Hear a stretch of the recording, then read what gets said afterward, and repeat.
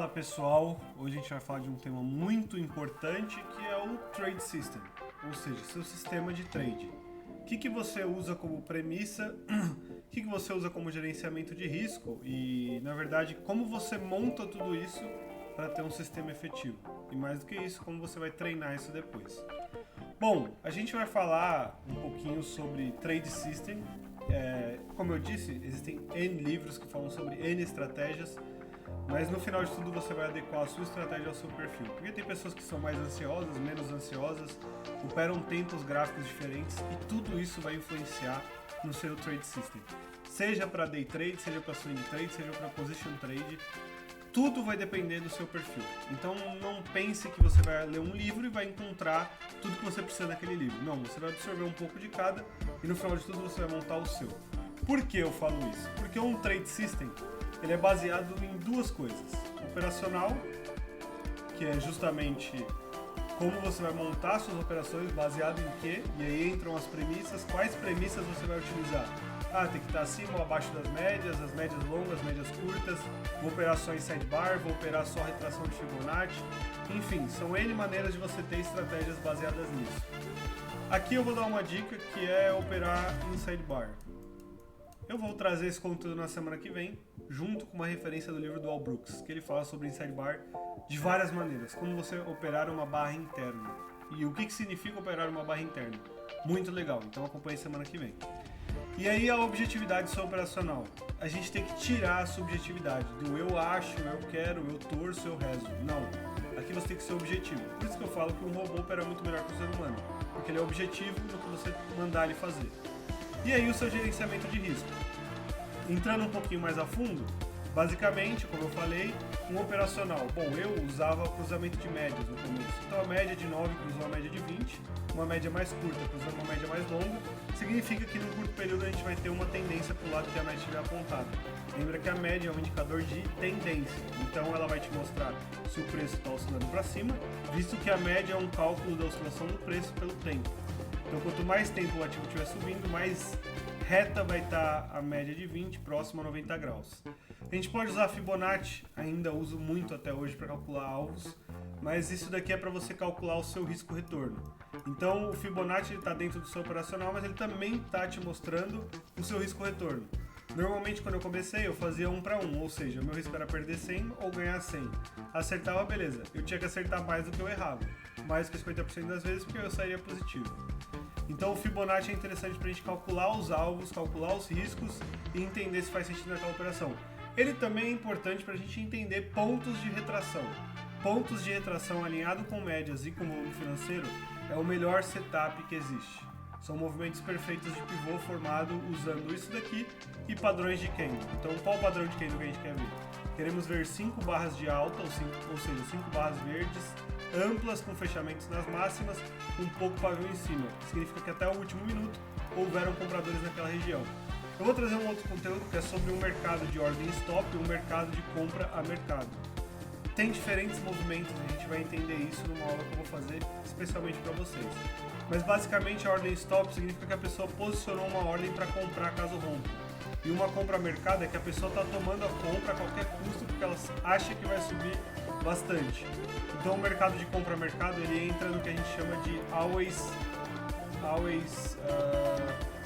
position, se não me engano, que é sempre comprado, always buy, always, enfim, ele te mostra que está sempre comprado. E do contrário é always short, que ele mostra que você está sempre vendido, porque a gente tem barras amplas para baixo, sem muito pavio para baixo, sem muito pavio para cima, porque os compradores em nenhum momento entraram. Então, se a gente tem muitos candles de queda, por exemplo, assim,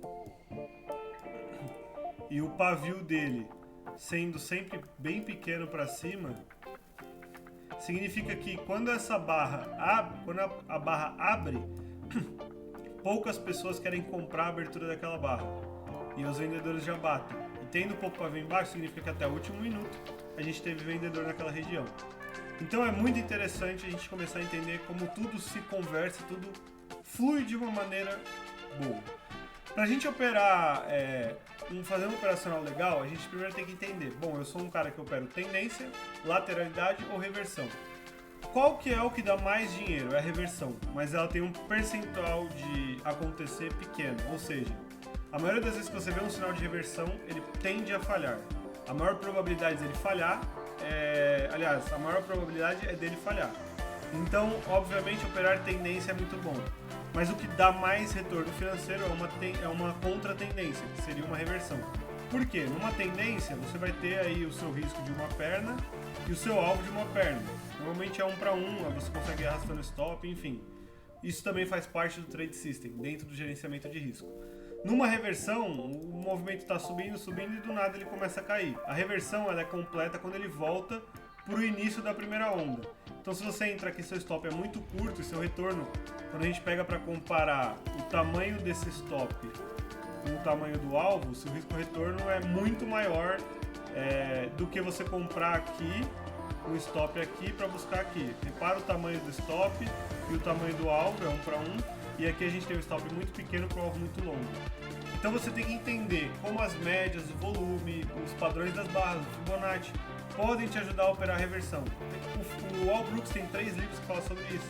Então ele tem um livro sobre tendências, um livro sobre lateralidade e um livro sobre reversão. Eu vou destrinchar em algumas aulas no YouTube sobre esses livros. Mas eu gosto muito de operar a tendência. Lateralidade você vai pegar poucos pontos com stop curto, também é legal, mas eu não sou muito bom operando na lateralidade. E reversão eu sou ok, não sou um cara muito bom, porque é muito difícil você segurar uma operação de reversão.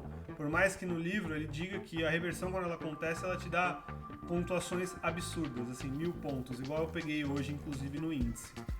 Então, você montando esse operacional baseado em tudo isso, você começa a entender qual é a sua estratégia, como ela funciona. Você começa a testar isso no simulador e ver qual que é a sua assertividade e qual é o seu retorno em relação a isso. A dica que eu dei é operar candles inside bar. O inside bar perfeito basicamente é isso, é uma barra grande que a máxima e a mínima dela, a próxima barra, que seria a barra interna, fica entre a máxima e a mínima da barra anterior. O que é legal dentro de um inside bar? Eu vou trazer isso em inside bar na semana que vem. A gente vem já de uma tendência de queda, então é interessante que a gente já esteja vindo de uma tendência de queda e que nesse momento a gente tem uma barra interna pequena, com corpo pequeno, com um pavio até que ok e com a cor, ou seja, vermelha, o mesmo movimento da tendência anterior. Porque aí você vai posicionar uma ordem de venda aqui e uma ordem de compra aqui. O Al Brooks fala que se você comprar aqui e o movimento falhar, ou seja, for só uma violinada, você vai acionar o seu stop aqui e você vai entrar vendido a favor do movimento principal, que era de queda. Então é um operacional bem legal e eu vou trazer isso na semana que vem. Para quem está começando, eu acho que é legal você definir só um operacional, só um tipo de análise e você focar naquilo. Depois você vai expandir seus conhecimentos para analisar outras coisas, outras maneiras, outros padrões, enfim. Visto o seu operacional, você começa a entender qual que é o meu stop por operação. Então, cada operação que eu vou fazer, eu posso colocar um risco máximo de R$100. Você seta isso no software. Isso é muito incrível. Então, R$100, quantos contratos eu posso entrar baseado na minha entrada? 2, 3, 4, 7 e assim por diante. Porque aí você vai ter definido um risco por operação baseado no seu stop. Na verdade, é o contrário, seu stop é baseado no seu risco. Então, se eu quero fazer 10 operações no dia, eu posso perder no máximo R$1.000 se eu errar todas. Seu sistema operacional é ruim, então você vai perder R$1.000, que é o máximo que você pode perder. E aqui entra outra premissa. Por quê? Porque o seu operacional, como eu disse agora, se você perder 10 vezes, 100% das vezes que você entrar, cara, você tem que rever o seu operacional, porque ele está errado. Não tem como você perder 10 vezes. Se você perder 10 vezes, alguma coisa está errada no seu operacional. Então entenda que o gerenciamento e o operacional, eles trabalham juntos no seu ganho. Você tem que saber disso desde o começo. Então é interessante a gente começar a falar. Eu vou mostrar semana que vem, como eu já disse, sobre o Inside Bar. Eu acho que é uma estratégia legal, eu usei no começo, ainda utilizo muito e é simples. Você só vai entrar se aquilo acontecer. Se aquilo não acontecer, você não pode ter ansiedade, você não pode ter ganância, você não pode ter medo, você simplesmente fica fora do mercado. Porque muitas vezes não operar também é operar.